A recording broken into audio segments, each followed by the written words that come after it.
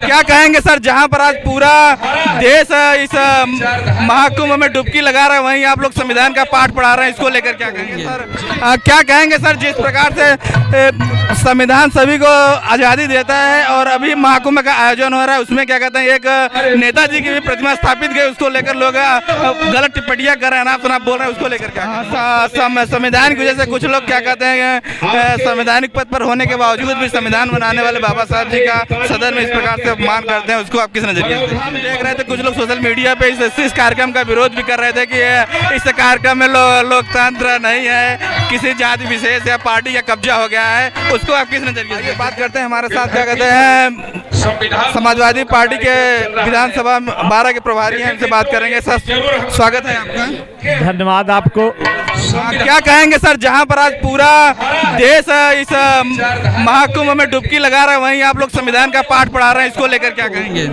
देखिए, हम लोगों की नैतिक जिम्मेदारी है कि जो लोग महाकुंभ की ओर हमारे लोग जा रहे हैं, प्रमाणित हो गई कि वहाँ कोई धर्म नहीं है, वहाँ कोई भगवान नहीं है, लोग लातों से जूतों से कचर के मरे हैं। मैं यहाँ लोगों से आह्वान करने आया हूँ कि हमको बुद्ध मेला, पेरियार और अंबेडकर मेला की तरफ जाना चाहिए और संविधान में विश्वास करना चाहिए। आइए, इधर विधायक संदीप पटेल जी, उनसे भी हम बात करेंगे। सर क्या कहेंगे सर, जिस प्रकार से संविधान सभी को आज़ादी देता है और अभी महाकुंभ का आयोजन हो रहा है, उसमें क्या कहते हैं एक नेताजी की भी प्रतिमा स्थापित गई, उसको लेकर लोग गलत टिप्पणियां कर रहे हैं, आप बोल रहे हैं, उसको लेकर क्या कहेंगे? लोग जो पुराने संस्कार और संस्कृति के लोग थे, वो नहीं चाहते कि पीढ़ी समाज में पैदा हुए जो महापुरुष जो समाज के लिए निरंतर काम किए, जिनको समाज के लोगों ने अपना अग्रज, महापुरुष, भगवान सब कुछ माना। चूँकि इस देश में निरंतर बहुत लंबे समय से इतिहास मिटाने का प्रयास रहा, लेकिन ये संविधान आने के बाद, पढ़ने लिखने के बाद, जब इस देश के पिछड़े दलित समाज के लोगों ने भी अपने इतिहास को बढ़ाने का प्रयास किया, तो निश्चित रूप से सामंतवादियों के और ख़ास तौर से उन लोगों को बहुत दिक्कत होती है जो इस देश में पीढ़ी का इतिहास नहीं चाहते थे। समाजवादी पार्टी भी पीडीए की बात करती है, पिछड़ा दलित अल्पसंख्यक, और भारतीय जनता पार्टी भी पीडीए की बात करती है, पिछड़ा दलित और अगड़े की बात करती है, उसको आप किस नजरिए से देखते हैं? भारतीय जनता पार्टी की कलाई खुल गई है। निरंतर डबल इंजन की सरकार को लोगों ने देख लिया। भारतीय जनता पार्टी कहती कुछ है, करती कुछ है। उसने लगातार संविधान को बदलने का प्रयास किया, आरक्षण को ख़त्म करने का प्रयास किया। आज 10 सालों में ये हालात हो गए हैं कि नॉट सुटेबल के नाम पर अगर कोई विद्यार्थी परीक्षा भी देता है तो उसको नॉट सुटेबल के नाम पे हटा दिया जाता है। भारतीय जनता पार्टी पूरी तरह से पीडीए विरोधी है, उसकी कलई। तो सर हमारे साथ हैं। सर क्या कहेंगे, जिस प्रकार से आज पूरा देश महाकुंभ में डुबकी लगा रहा है, आप लोग संविधान की पाठ पढ़ा रहे हैं? देखिए, आज इस देश में सबसे बड़ा खतरा बाबा साहब के संविधान को, और मैं अभी आपको 2 बातें बताना चाहूँगा। अभी जब सदन की शुरुआत हुई केंद्र में, तो सिंगोल लेकर आगे चला जा रहा है। और दूसरी बात, जब आपके देश का संविधान दुनिया का सबसे बड़ा संविधान, दुनिया का सबसे सफल संविधान, दुनिया का सबसे लोकप्रिय संविधान है, तो ये हिंदू राष्ट्र के द्वारा जो संविधान लाया जा रहा है, ये बाबा साहब के संविधान का हमारा अपमान है। तो ठीक है, डुबकी एक आस्था का विषय है, लेकिन इस देश का जो सबसे बड़ा ग्रंथ है वो बाबा साहब का दिया हुआ संविधान है। और हम सब लोग आज इस महोत्सव के माध्यम से, संविधान महोत्सव के माध्यम से ये संकल्प लिए हैं कि बाबा साहब के दिए हुए संविधान को हम लोग अक्षुण्ण रखेंगे। अगर उसकी तरफ कोई आंख उठाकर देखता है तो फिर हम उसके साथ लड़ाई लड़ेंगे।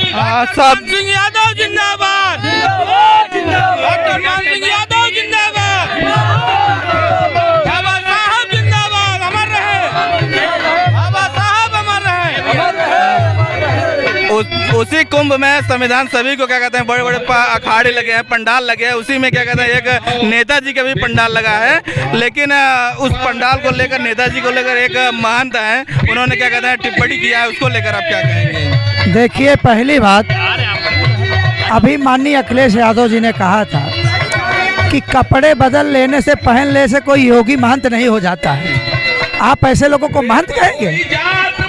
ये महंत नहीं है, ये महंत के नाम पे कलंक है, महंत नहीं है। महंत की ये भाषा नहीं होती है, महंत की ये बाणी नहीं होती है।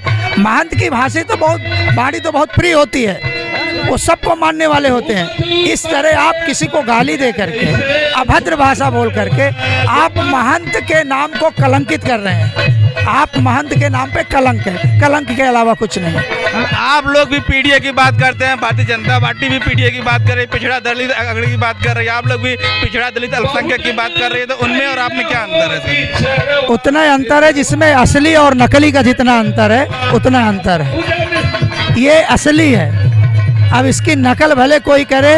ये बाबा साहब, बुद्ध और मानवर काशीराम के सपनों का भारत बनाने जा रहे हैं माननीय अखिलेश यादव जी पीडीए के माध्यम से।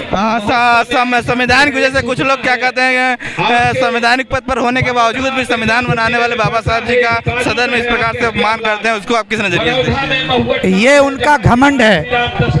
अभी गृह मंत्री की इतनी वो नहीं है कि वो बाबा साहब पे आंख उठा करके, पहले बाबा साहब जितना अध्ययन किए हैं एक तराजू में रख देंगे उनकी किताबें तो अमित शाह का पता नहीं चलेगा। पहले पढ़ो बाबा साहब क्या है।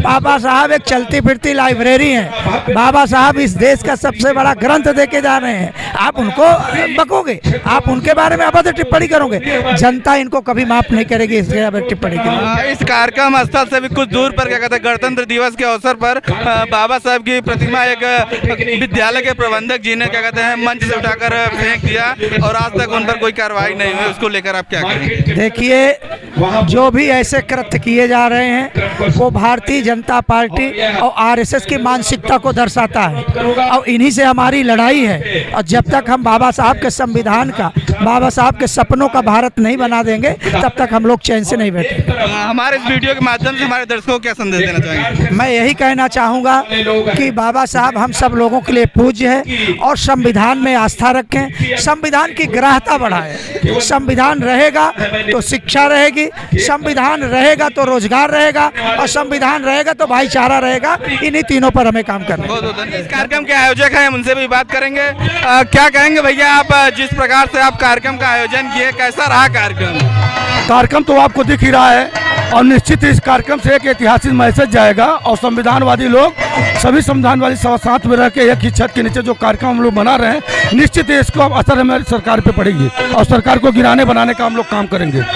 हम देख रहे थे कुछ लोग सोशल मीडिया पे इस कार्यक्रम का विरोध भी कर रहे थे कि इस कार्यक्रम में लोकतंत्र नहीं है, किसी जाति विशेष या पार्टी का कब्जा हो गया है, उसको आप किस नजरिए से देखते हैं, क्या कहेंगे? वो हमारे साथियों की भूल है, ऐसा कुछ नहीं है। संविधान को, हर संविधान के मानने वाला व्यक्ति संविधानवादी है और संविधान महोत्सव का आयोजक है और अध्यक्ष है। ये तो परंपरा की बात है। अगर किसी को बुरा लगा उसके लिए सार्वजनिक मैं माफी भी मांगना चाहता हूँ, कोई ऐसी बात नहीं है। हमारे सब साथी हैं, कार्यक्रम तो बढ़िया हो सके।